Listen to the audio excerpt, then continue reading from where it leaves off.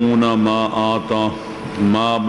انزلنا عليهم من الآيات من البينات والهدى من بعد ما بيناه للناس في الكتاب أولئك يلعنهم الله ويلعنهم اللائنون إلا الذين تابوا وأصلحوا وبينوا فأولئك أتوب عليهم وأنا التواب الرحيم إن الذين كفروا وماتوا وهم كفار أولئك عليهم لعنة الله والملائكة والناس أجمعين خالدين فيها لا يخفف عنهم العذاب ولا هم ينظرون وإلهكم إله واحد لا إله إلا هو الرحمن الرحيم صدق اللہ العلی العظیم۔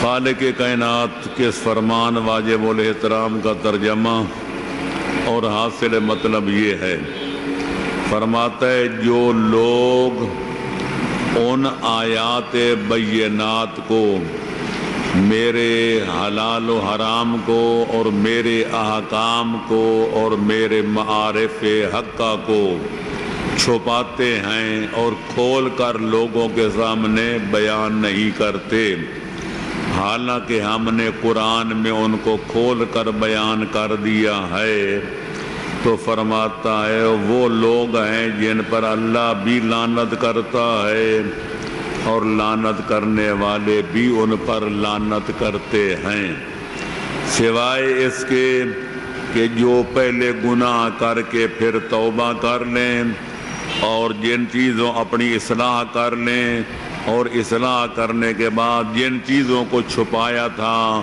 ان کو کھول کر بیان کر دیں، تو ایسے لوگوں کی میں توبہ قبول کرتا ہوں، کیونکہ میں توبہ قبول کرنے والا اور اپنے بندوں پر رحم و کرم کرنے والا خدا ہوں۔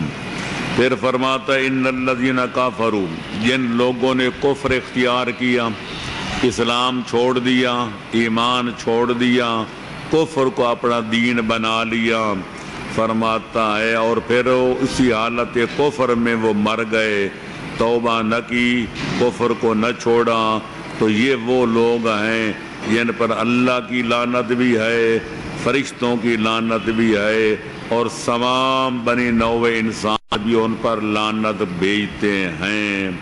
پھر فرماتا ہے کہ وَإِلَٰهُكُمْ إِلَٰهٌ وَاحِدٌ، تمہارا خدا، تمہارا اللہ، تمہارا معبود و مسجود صرف ایک ہے، لا الہ الا ہو، سوائے اللہ کے کوئی اور اللہ نہیں ہے، جو رحمان بھی ہے اور رحیم بھی ہے۔ صدق اللہ العلی العظیم۔ مطلب بڑا واضح ہے کہ خالق کائنات نے آدم سے لے کر خاتم تک مختلف اوقات میں مختلف انبیاء و مرسلین پر کتابیں نازل فرمائیں، صحیفے نازل فرمائے، چھوٹی بڑی کتابیں نازل فرمائیں، اور سب کا مقصد یہ تھا کہ جو کچھ اللہ اپنی کتابوں میں صحیفوں میں بیان فرماتا ہے، پڑھے لکھے لوگ، ذمہ دار لوگ، سمجھدار لوگ ان کو پڑھیں اور پھر دنیا کو بتائیں کہ خالق کائنات چاہتا کیا ہے۔ اور یہی مقصد تھا قرآن کا۔ اللہ نے قرآن نازل کیا جو آدم سے لے کر حضرت عیسیٰ ابن مریم تک سارے نبیوں کے صحیفوں، سارے نبیوں کی کتابوں کی تعلیمات کو اللہ نے اکٹھا کر کے ان کا لب لباب اور اس کے ساتھ مزید معارف، حقائق، دقائق اور اسرار و رموز، احکام حلال و حرام بھی جمع کر کے قرآن کی شکل میں ایک ایسی جامع کتاب بھیجی کہ جس میں شک و شبہ کرنے کی کوئی گنجائش نہیں ہے، اور دین و دنیا کا کوئی ایسا مسئلہ نہیں جو اللہ نے کھول کر قرآن میں بیان نہیں کیا۔ تو اللہ کا منشا تو یہ تھا کہ جو وہ کتاب بھیجے، جو اس میں حقائق بیان کرے، وہ لوگوں تک پہنچائے جائیں، لوگوں تک پہنچائے جائیں۔ لیکن بدقسمتی یہ ہے کہ آدم سے لے کر خاتم تک، خاتم الانبیاء سے لے کر آج 15ویں صدی کے 32ویں سال تک، ہر دور میں اکثریت ان لوگوں کی رہی ہے اور آج بھی ہے جو حقائق کو کھول کر بیان نہیں کرتے، بلکہ حق پر پردہ ڈالتے ہیں، حق کو چھپاتے ہیں اور اپنی پیسے کماتے ہیں، کیونکہ اگر حق و حقیقت کو واضح طور پہ بیان کر دیا جائے تو ان کے مفادات پر زد پڑتی ہے۔ مثال کے طور پر جب ہمارے پیغمبر اسلام تشریف لائے تو یہودیوں کی تورات میں، عیسائیوں کی انجیل میں اللہ نے آخری پیغمبر کے صفات، ان کی نبوت کے علامات، ان کے کمالات، حتیٰ کہ ان کے نام تک کی وضاحت موجود تھی کہ آخری پیغمبر جب آئے گا اس کا نام یہ ہوگا، وہ پیدا مکے میں ہوگا، پھر اعلان نبوت کرے گا، پھر لوگ ان کو اذیت پہنچائیں گے، وہ مکہ چھوڑ کے مدینے چلا جائے گا، یہ ہوگا، سارا لکھا ہوا تھا۔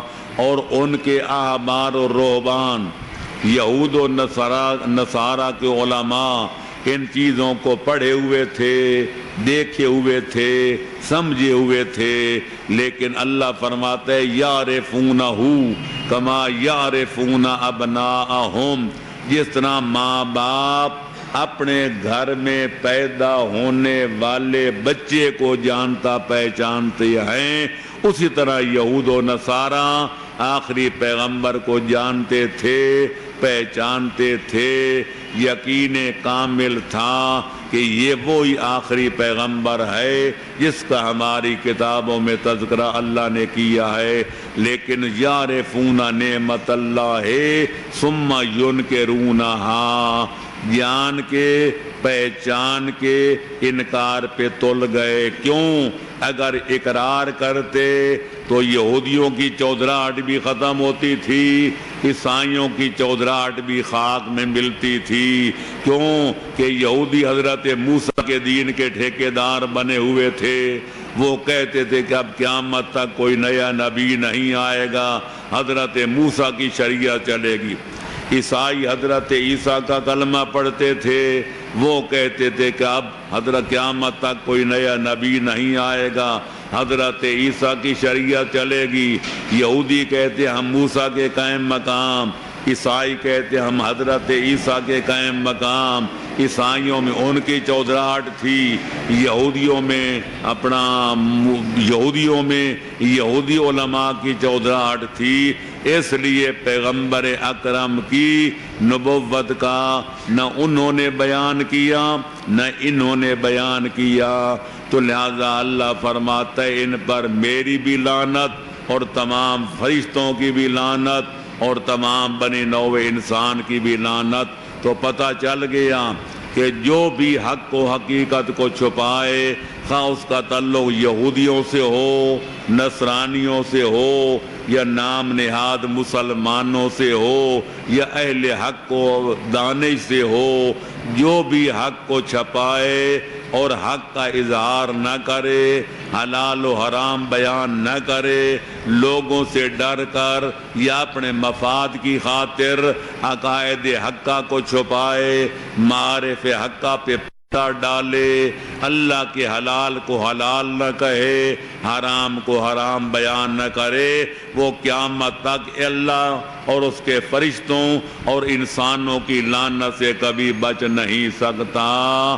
اس لیے خالق کائنات کے نمائندے فرماتے ہیں کہ اللہ نے عوام کو اس وقت تک علماء سے سوال کرنے کا حکم نہیں دیا کہ فَاسْأَلُوا أَهْلَ الذِّكْرِ إِن كُنتُمْ لَا تَعْلَمُونَ، کہ جس چیز کا تمہیں علم نہیں اہل ذکر سے پوچھو۔ پہلے علماء سے عہد لیا کہ تم سے کوئی پوچھے یا نہ پوچھے، تمہارا فریضہ ہے کہ حق و حقیقت کو کھول کر بیان کرو۔ لیکن ہماری کمزوری یہ ہے، فلانا مسئلہ اگر بیان کر دیا تو فلانا چودھری ناراض ہو جائے گا، فلانا مسئلہ بیان کیا تو حاکم وقت ناراض ہو جائے گا، اگر فلانا مسئلہ بتایا تو عوام کل انعام ناراض ہو جائیں گے، اگر یہ چودھری ناراض ہو گئے تو ہماری روٹی کا کیا بنے گا، اگر فلانا حاکم ناراض ہو گیا ہماری بوٹی کا کیا بنے گا، عوام ناراض ہو گئے ہماری مسجد و مدرسہ کا کیا بنے گا، لوگ چندہ نہیں دیں گے تو ہمارا مدرسہ کیسے چلے گا۔ اقبال کہتے ہیں بتوں سے تجھ کو امیدیں، خدا سے نہ امیدی، مجھے بتا تو صحیح اور کافری کیا ہے۔ صلوات پڑھو محمد و آل محمد پر۔ آدم سے لے کر خاتم تک جتنے نبی و رسول اللہ نے بھیجے، ہمارا عقیدہ ہے کہ ہر نبی و رسول معصوم ہوتا ہے، جو ان کا قائم مقام ہوتا ہے، جو نبیوں کا وصی ہوتا ہے، وہ بھی عصمت کبریٰ کا تاجدار ہوتا ہے۔ لیکن ہم دیکھتے ہیں کہ تقتلون فریقا وتأسرون فریقا، اللہ جب نبی بھیجتا تھا اور جب رسول بھیجتا تھا وہ احکام بیان کرتے تھے، مسائل و حلال و حرام بیان کرتے تھے، دنیا دار ناراض ہو کر بعضوں کو قید میں ڈال دیتے اور بعضوں کو شہید کر دیتے۔ یہ سلسلہ خاتم الانبیاء تک جاری رہا، پھر علی ولی سے لے کر مہدی دوران تک یہی سلسلہ جاری رہا، کسی کو زہر کا پیالہ پلا کر، کسی کو تلوار وغا کا ذائقہ چکھا کر اور کسی کو قید و بند میں مبتلا کر کے ہمیشہ اذیتیں پہنچائی گئیں۔ اللہ آخری پیغمبر کو، آخری امام کو اگر پردہ غیبت میں چھپا کے نہ بچاتا تو ان کا حشر بھی لوگ وہی کرتے جو ان کے 11 آباء و اجداد کا کر چکے تھے۔ تو بات یہ ہے، آج ایک مبلغ آتا ہے، کائنات آنکھوں کا فرش بچھاتی ہے، اس کو سب سے بہتر خوراک بھی کھلاتی ہے، پھر رخصت کے وقت اس کی جیب بھی گرم کرتی ہے، داد و تاثیر کے ڈونگرے بھی برساتی ہے، کہ واہ واہ کا شور بھی مچاتی ہے۔ آج ہماری تبلیغ ہو تو یہ ہوتا ہے، نبی آتے تھے لوگ وٹے مارتے تھے، لوگ ان کو مجنون اور پاگل کہہ کر دھدکار کے نکال دیتے تھے، اور اگر پھر بھی نہ رکتے ان کو قید کر دیتے تھے۔ وجہ کیا ہے؟ کبھی سوچا کہ ہم لوگوں کے اتنا احترام کیوں ہے اور ان کی توہین کیوں تھی؟ تو اس سب وجہ جو میں نے معلوم کی ہے وہ یہ ہے کہ وہ جب نبی و امام آتے تھے اور کوئی بیان فرماتے تھے تو وہ یہ دیکھتے تھے ان کے خالق و مالک کی منشا کیا ہے، خدا کیا چاہتا ہے، اور ہم جب سٹیج پر آتے ہیں تو یہ دیکھتے ہیں کہ ہماری پبلک کیا چاہتی ہے۔ نتیجہ یہ ہوتا تھا وہ اللہ کی منشا کے مطابق بیان کرتے تھے، ان پر اللہ راضی ہوتا تھا، بندے ناراض ہوتے تھے۔ ہم پبلک کی مرضی کے مطابق پڑھتے ہیں، لہذا بندے راضی ہوتے ہیں کہ خدا ناراض ہوتا ہے۔ ہم نہ مصطفیٰ کی رضا کی پرواہ کرتے ہیں، نہ آل ابا کی منشا کی پرواہ کرتے ہیں۔ ہمارا رسول کیا ہے، ہمارا دستور کیا ہے، ہماری روش کیا ہے، چلو تم ادھر کو ہوا ہو جدھر کی۔ حافظ شیرازی نے کہا تھا اگر زمانہ بتو نہ سازد تو بزمانہ بساز، اگر زمانہ تیرے مطابق نہیں تو تو اپنے آپ کو زمانے کے مطابق بنا لے۔ چلو تم ادھر کو ہوا ہو جدھر کی، جیسا دیس ویسا بیس، جیسا دیس ویسا بیس۔ صلوات پڑھو محمد و آل محمد پر جی۔ تو لہذا جتنا جو آدمی جانتا ہے یہ ضروری ہے کہ پہلے خود حقیقت کو سمجھے پھر لوگوں کو سمجھائے۔ اگر وہ نیکی کا کام ہے تو خود بھی کرے پھر دوسروں کو کرنے کا حکم بھی دے۔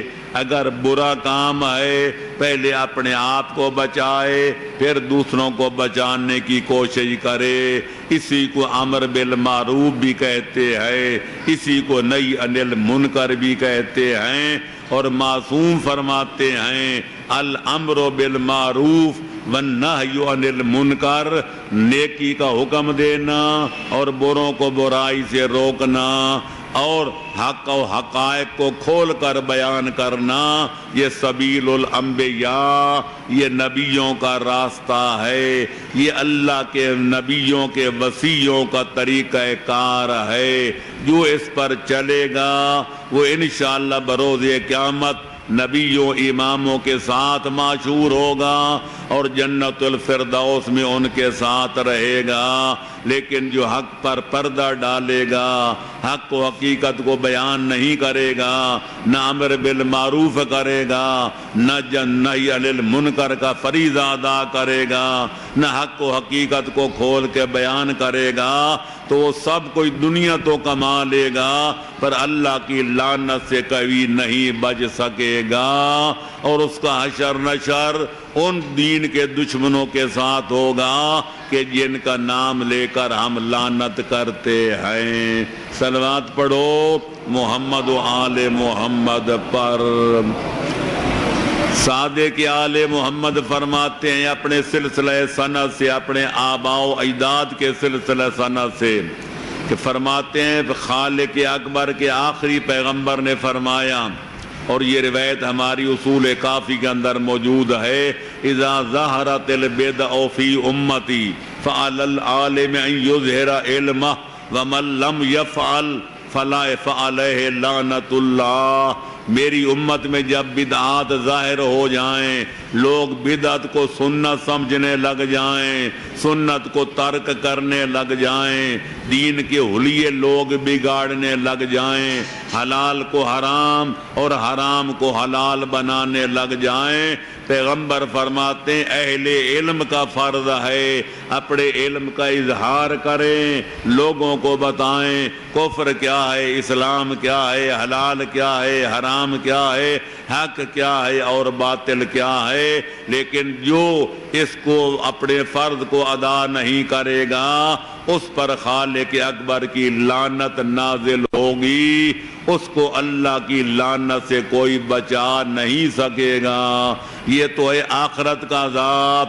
لیکن جو قوم امر بالمعروف کو ترک کر دیتی ہے، جو قومیں نہی عن المنکر کا فریضہ ادا نہیں کرتی کہ اور کہتی ہیں تمہیں کسی کی کیا پڑی اپنی نبیڑ تو، میاں تم اپنی نبیڑو، تم بے نمازوں کو کیوں کہتے ہو نماز پڑھو، تم چوروں کو کیوں کہتے ہو چوری نہ کرو، تم ڈاکوؤں کو کیوں اپنا دشمن بناتے ہو کہ میاں ڈاکہ نہ ڈالو، تم کیوں قاتلوں کو کہتے ہو قتل و غارت نہ کرو، تم کیوں زانیوں کو روکتے ہو کہ لوگوں کی عزت پہ ڈاکہ نہ ڈالو۔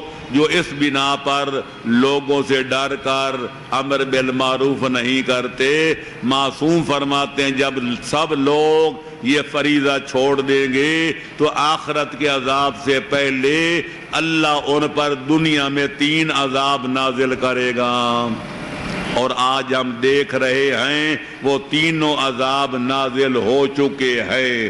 پہلا عذاب یہ ہے کہ حاکم ظالم ہوں گے، چھوٹے سے لے کر بڑے تک سب ظلم کریں گے، لوگوں کو ظلم کی چکیوں میں پیسیں گے، عوام فریاد کریں گے لیکن خدا بھی فریاد نہیں سنے گا، کیونکہ حاکموں کا ظالم ہونا یہ لوگوں کے گناہوں کا بدلہ ہے اور ان کے گناہوں کی سزا ہے۔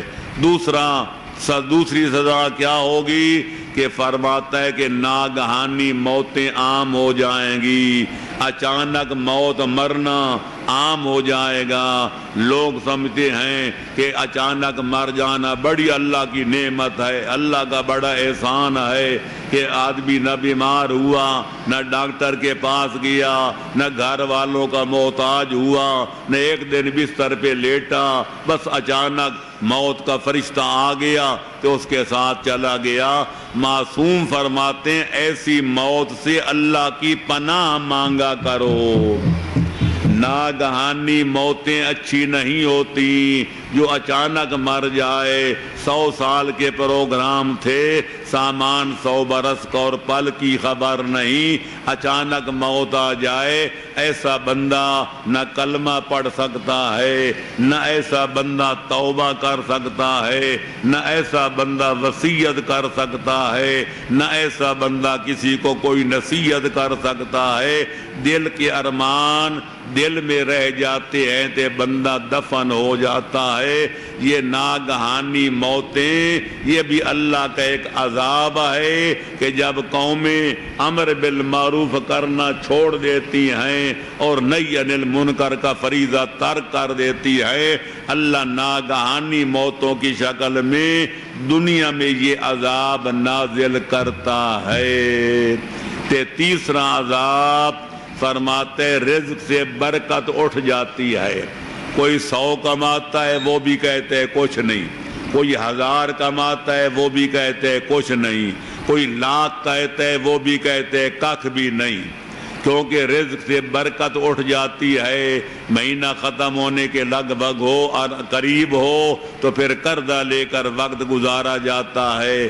دانے آتے ہیں پر ختم ہو جاتے ہیں، دولت آتی ہے لیکن ختم ہو جاتی ہے، پیسے بارش کی طرح برستے ہیں لیکن ختم ہو جاتے ہیں۔ پھر لوگ پیروں فقیروں کے پاس جاتے ہیں، جی کوئی تعویذ لکھ کر دو، رزق سے برکت اٹھ گئی ہے۔ پیر بھی پھر تعویذ لکھ کر دے دیتے ہیں کہ تم جا کر اپنے دانوں کے انبار میں یہ تعویذ رکھ دو، تیز آٹے کی بوری میں یہ تعویذ رکھ دو، جہاں پیسے رکھے وہاں یہ تعویذ رکھ دو۔ جب اللہ کا عذاب نازل ہوتا ہے تو پھر تعویذ بھی کام نہیں آتے۔ یہ بے برکتی جو ہمارے رزق سے اٹھ گئی ہے یہ ہماری شامت اعمال کا نتیجہ ہے۔ لہذا چپ کر کے سنو، بول چال کے ساتھ سنو۔ جو حق پر پردہ ڈالتا ہے، جو اللہ سے نہیں ڈرتا، اللہ بندوں سے ڈرتا ہے، جو اللہ کے قرآن کو لوگوں کے سامنے کھول کر بیان نہیں کرتا، اس اللہ کی لعنت سے، فرشتوں کی لعنت سے اور انسانوں کی لعنت سے وہ قیامت تک نہیں بچ سکتا ہے۔ اللہ کی لعنت سے بچنا ہے تو جتنا کچھ جانتے ہو اپنی سمجھ کے مطابق، اپنی بوجھ کے مطابق، اپنی معرفت کے مطابق، اپنے علم و عقل کے مطابق لوگوں تک پہنچاؤ۔ یہی وجہ ہے کہ پیغمبر اکرم کے دور میں نہ یہ لاؤڈ سپیکر تھے، نہ ٹیپ ریکارڈ تھے، نہ یہ موویاں بنانے کا انتظام تھا۔ پیغمبر جو کچھ بیان فرماتے آخر میں فرماتے فَلْيُبَلِّغِ شَاهِدُ الْغَائِبَ، میری بات سننے والو جو حاضر ہو یہ میری باتیں غائبین تک بھی پہنچا دو تاکہ تم ان تک پہنچاؤ، وہ آگے لوگوں تک پہنچائیں، پھر وہ سننے والے آگے پہنچائیں تاکہ یہ خیر کا سلسلہ بند نہ ہو بلکہ جاری و ساری رہ جائے کہ ہر بندے کے کانوں تک آواز حق پہنچ جائے۔ صلوات پڑھو محمد و آل محمد پر۔ فرماتے ہاں جو لوگ پہلے حق کو چھپائیں، حق پر پردہ ڈالے، اب بعد میں کوئی پریشان ہو جائیں، پشیمان ہو جائیں کہ میری بارگاہ میں توبہ کرنا چاہیں تو اللہ فرماتے 3 شرطوں کے ساتھ میں توبہ قبول کروں گا، اگر ایک شرط کی کمی ہو گئی تو توبہ کبھی قبول نہیں کروں گا۔ پہلی بات فرماتا ہے تابو، اپنی برے روش چھوڑ دیں۔ وہ حق کو بیان نہیں کرتے تھے، حق کو چھپاتے تھے، یہ روش چھوڑ دیں، یعنی حق کو بیان کرنے لگ جائیں، حق کو حقیقت کو واضح کرنا شروع کر دے۔ وَأَصْلَحُ، اب تک اپنے آپ کو بگاڑا ہوا تھا، اللہ کے احکام کے باغی بنے ہوئے تھے، اپنی اصلاح کر لیں، اپنی کمیاں دور کر لیں، اپنے عیب اور نقائص کو دور کر لیں۔ وَبَيَّنُوا، اور جن چیزوں کو پہلے چھپایا تھا اب لوگوں کے سامنے بیان بھی کر دیں، حقائق کو کھول کر بیان کر دیں، تو میں ان کی توبہ قبول کر لیتا ہوں، کیونکہ میں تواب بھی ہوں اور رحیم بھی ہوں۔ تواب کا معنی بہت توبہ قبول کرنے والا، تے رحیم کا معنی اپنے مومن بندوں پر بہت رحم و کرم کرنے والا۔ اگر میں توبہ قبول نہیں کروں گا تو کون کرے گا؟ اور اگر میں اپنے گناہگار بندوں پہ رحم نہیں کروں گا تو پھر کون کرے گا؟ لیکن شرط یہ ہے کہ بندے اللہ کی بارگاہ میں جھک جائیں، اپنی بری عادتیں چھوڑ دیں، حق و حقیقت کو بیان کرنا شروع کر دیں۔ اس سے پتہ چلا کہ اہل علم کی ذمہ داریاں بہت زیادہ ہیں۔ گناہگار تو گناہ کرتا ہے، حق پر عمل نہیں کرتا، اس کو تھوڑی سزا ملے گی، لیکن جو حق کو جانتا ہے پر بیان نہیں کرتا اس کو اپنی سزا بھی ملے گی، اور جو لوگ اس کی وجہ سے گمراہ ہوں گے ان کی گمراہی کی ذمہ داری بھی اس کی گردن پر عائد ہوگی۔ اس لیے علماء کے فضائل بھی بہت ہیں تو علماء کے رذائل بھی بہت ہیں۔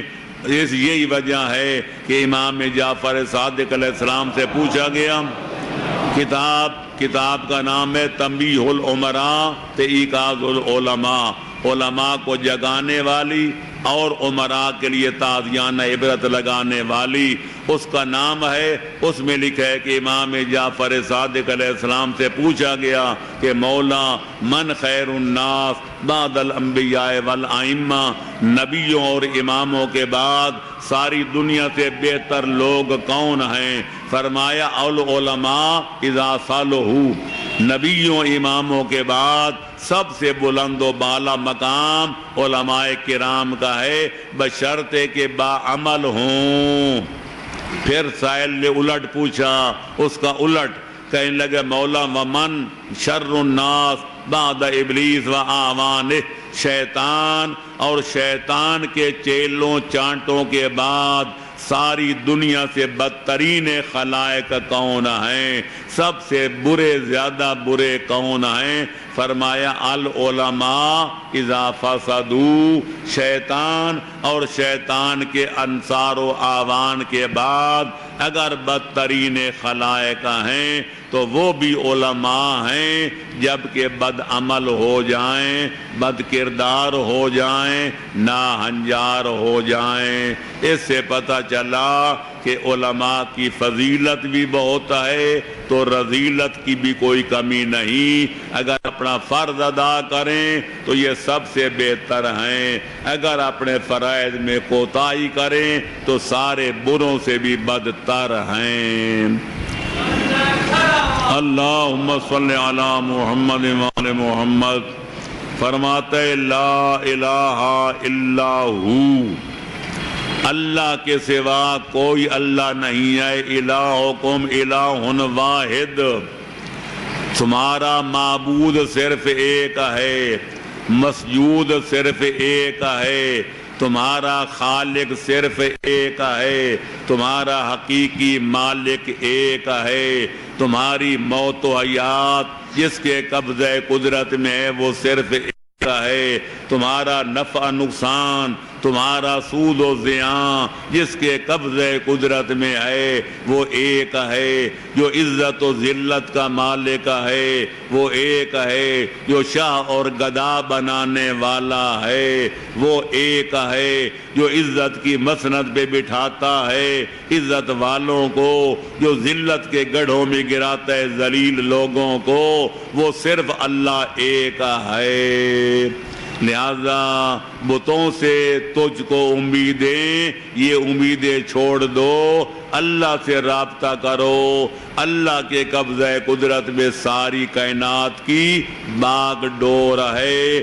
تبارک الذی بیدہ الملک، بابرکت ہے وہ اللہ جس کے قبضہ قدرت میں ساری کائنات کی بادشاہی ہے، ساری کائنات کی حکومت ہے۔ تؤتی الملک من تشاء، وہ جس کو چاہتا ہے سلطنت ادا کرتا ہے۔ وتنزع الملک ممن تشاء، وہ جس سے چاہتے حکومت واپس لے لیتا ہے۔ وتعز من تشاء وتذل من تشاء، وہ جس کو چاہتا ہے عزت کی مسند پہ بٹھا دیتا ہے اور جس کو چاہتا ہے ذلت کے گڑھے میں گرا دیتا ہے، جس کو چاہتا ہے بلا حساب عطا کرتا ہے اور جس کو چاہتا ہے نان جمی کا محتاج بنا دیتا ہے۔ لہذا تم لوگوں سے توقع رکھتے ہو لوگ میرا احترام کریں گے، لوگ میرا اکرام کریں گے، لوگ مجھے یہ کریں گے، لوگ مجھے یہ دیں گے، لوگ مجھے وہ دیں گے۔ فرماتے ہیں جس کے قبضہ قدرت میں سب کچھ ہے، تمہاری اس سے ان بن ہے، جو تمہاری طرح محتاج ہیں، تم ان کے ساتھ جنانہ گانٹتے ہو، کدھر جاؤ گے؟ صلوات پڑھو محمد و آل محمد پر۔ جناب امیر المومنین کی طرف ایک منسوب دعا ہے جس کا نام ہے دعائے یستشیر، مفاتیح الجنان میں بھی ہے، علامہ مجلسی کی کتابوں میں بھی ہے، میں نے اپنی ذات العباد میں بھی درج کی ہے کہ پیغمبر اکرم نے مولا علی کو تعلیم دی، پھر مولا علی نے حسنین شریفین کو تعلیم دی، پھر ہر آنے والے امام نے اپنے بعد آنے والے امام کو تعلیم دی۔ اس کے اندر وہ جملے ہیں جو قرآن کی انہی لفظوں کی تعبیر بھی ہیں، تفسیر بھی ہے، تشریح بھی ہے۔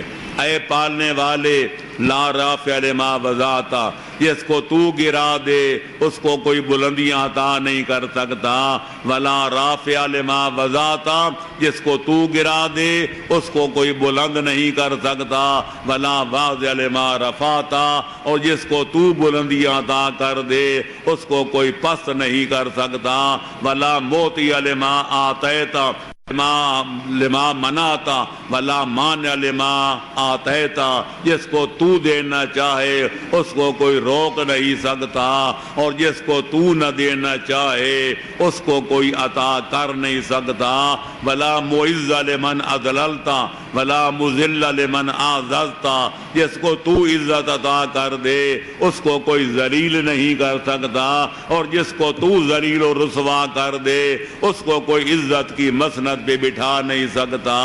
اے پالنے والے میرا ایمان ہے، یہ معصومین کا فرمان ہے کہ ساری کائنات کی باغ ڈور تیرے قبضہ قدرت میں ہے۔ صلوات پڑھو محمد و آل محمد پر۔ ایک آدمی نے کتاب، علامہ ابن فیض ہلی نے اپنی کتاب دائی، ان کی کتاب ہے جس کا اردو میں ترجمہ بھی چھپ چکا ہے، ثمرۃ السائی ترجمہ عدت الدائی۔ اس میں ایک آدمی نے امام سے مسئلہ پوچھا، مولا اللہ کا وعدہ ہے ادعونی استجب لکم، تم مجھ سے دعا مانگو میں تمہاری دعائیں قبول کروں گا۔ اللہ کا وعدہ تو یہ ہے پر ہم دعائیں مانگتے ہیں اللہ قبول نہیں کرتا، ہم مانگ کے تھک گئے، کتنے سال گزر گئے، یا اللہ فلانی شے دے، اللہ نہیں دیتا، یا اللہ فلانی شے دے، اللہ نہیں دیتا۔ وجہ کیا ہے؟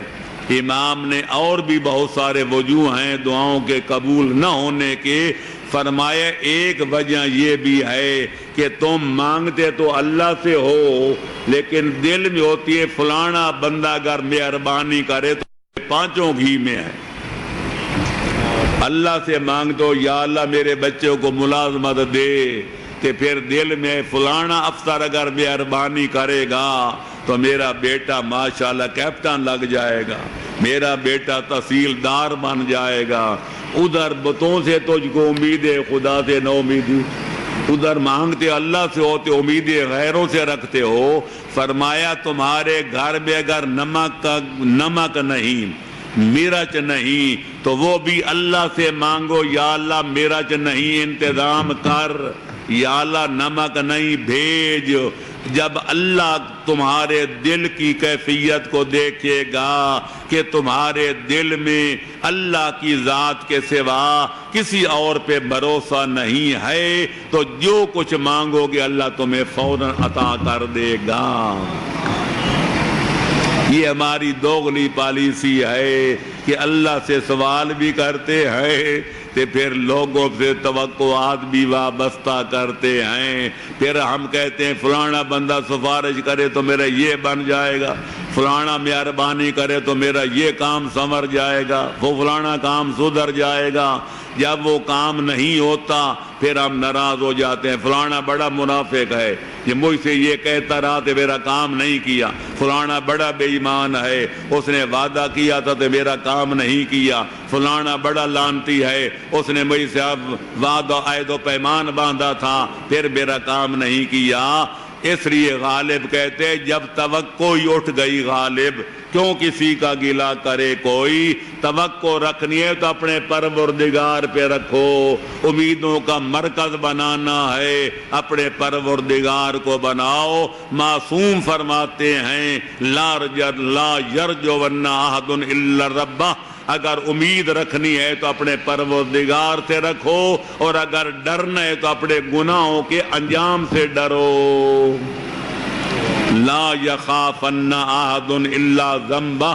ڈرو اپنے گناہوں سے اور امیدیں رکھو اپنے پروردگار سے، پھر نہ کسی پہ ناراض ہوگے. لیکن ہم امیدیں زیادہ رکھتے ہیں، فلانا میرا یہ کام کرے گا، فلانا میرے یہ کام آئے گا. جب وہ امیدوں پر پورا نہیں اترتا پھر ہم ناراض ہوتے ہیں، دوستی کی بجائے دشمنی دار کا روپ دھار لیتے ہیں. اس لیے توقع ہی نہ رکھو. اگر توقع رکھنی ہے تو صرف اپنے پروردگار پہ رکھو، پھر نہ کوئی گلہ ہوگا، نہ کوئی شکوہ ہوگا، نہ کوئی شکایت ہوگی. اس لیے غالب نے بہت سچ کہا تھا جب توقع ہی اٹھ گئی غالب، جب توقع ہی نہیں رکھیں گے کہ فلانا میرے مشکل وقت میں یہ ساتھ دے گا کہ وہ ساتھ دے گا. اگر وہ ساتھ نہ دے گا تو رنج تو نہیں ہوگا، غصہ تو نہیں آئے گا، ناراضگی تو نہیں آئے گی. اس لیے الہ ایک ہے. میں پھر ایک دفعہ عرض کروں گا الہ کے معنی سمجھنے ہیں. اگر میں سمجھاؤں تو ایک درس کم از کم اس کے لیے وقف کرنا پڑے گا. لیکن میں پڑھے لکھے لوگوں سے عرض کروں گا کہ گھر جاؤ، آج رات فرصت ملے تو آج رات، کل مہلت ملے تو کل کا دن. پارہ نمبر 20 کا پہلا رکوع وہ بھی پورا نہیں، چند آیتیں ہیں. امن خلق السماوات والارض. اللہ فرماتے کون ہے میرے سوا جس نے آسمان کا شامیانہ لگایا تو جس نے زمین کا فرش بچھایا. اس قسم کے خدا نے 15 کام اپنے گنوائے ہیں، اور ہر جملے کے بعد ایک سوال کرتا ہے اِلٰہٌ مع اللہ. او میرے ساتھ میرے شریک بنانے والو، او مشرکو مجھے جواب دو، کیا میرے علاوہ اور بھی کوئی الہ ہے؟ للکار للکار کے پوچھ رہا ہے. زمین کا فرش میں نے بچھایا، آسمان کا شامیانہ میں نے لگایا. الہ مع اللہ. کوئی اور الہ ہے جس نے زمین بنائی ہو یا آسمان بنایا ہو؟ پھر فرماتا ہے وہ کون ہے میرے سوا جو آسمان سے بارش برساتا ہے، پھر زمین سے فصلیں اگاتا ہے، ایک دانے کے 1400 دانے بنا کے تمہارے انباروں کو بھرتا ہے۔ الہ مع اللہ، کیا میرے علاوہ کوئی اور بھی الہ ہے؟ کہیں فرماتا ہے کون ہے میرے سوا جو بے اولادوں کو اولاد عطا کرتا ہے، کسی کو بیٹیاں دیتا ہے، کسی کو بیٹے دیتا ہے، کسی کو جوڑا جوڑا عطا کرتا ہے، کیا میرے علاوہ کوئی اور الہ ہے؟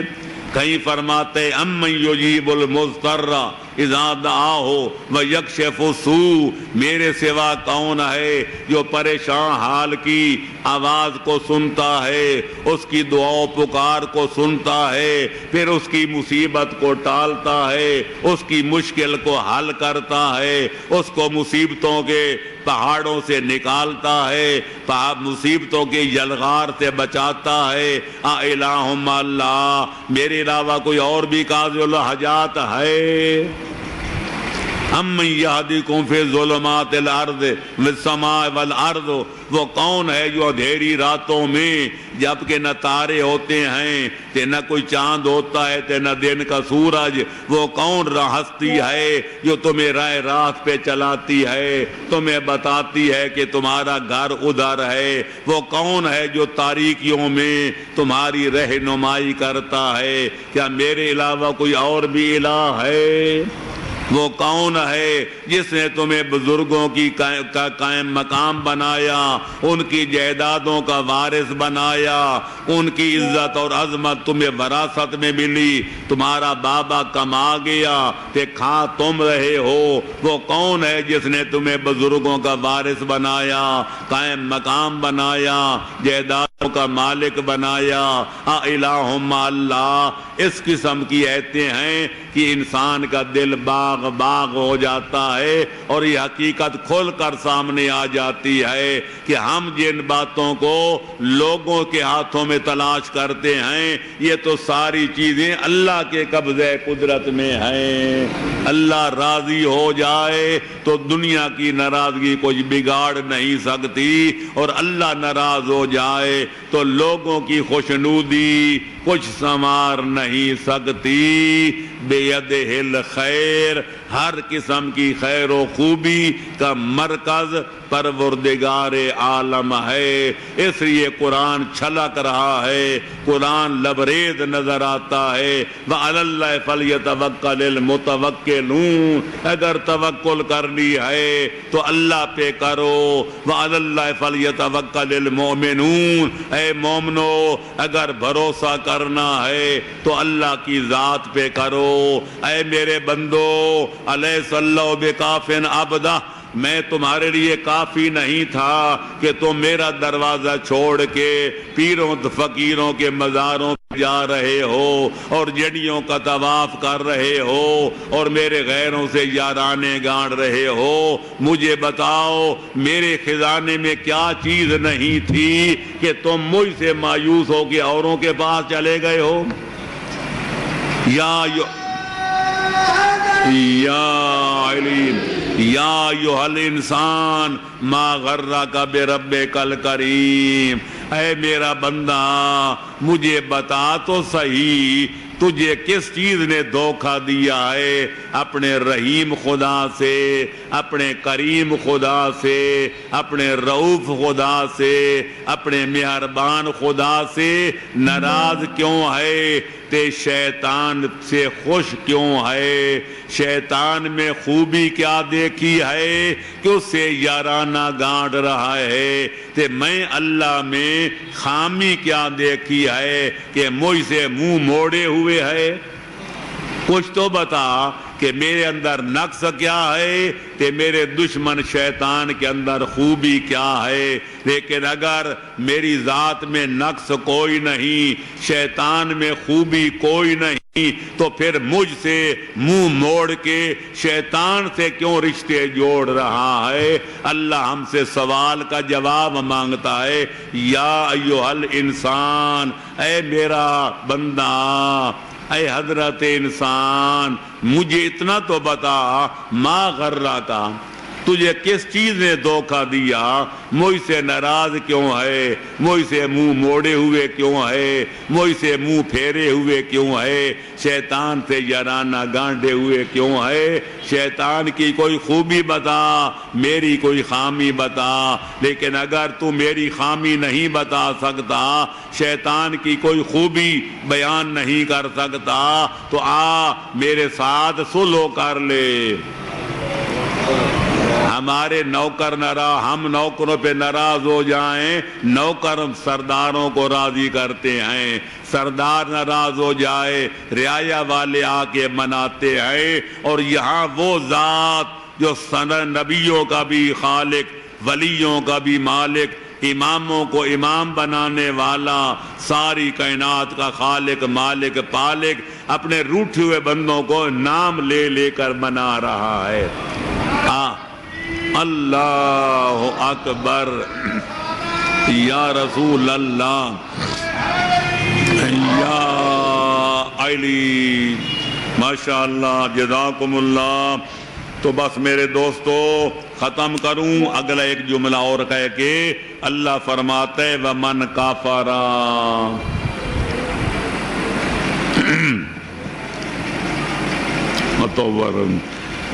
ان الذین کافروا وماتوا وهم کفار اولئک یلعنهم اللہ ویلعنهم اللاعنون۔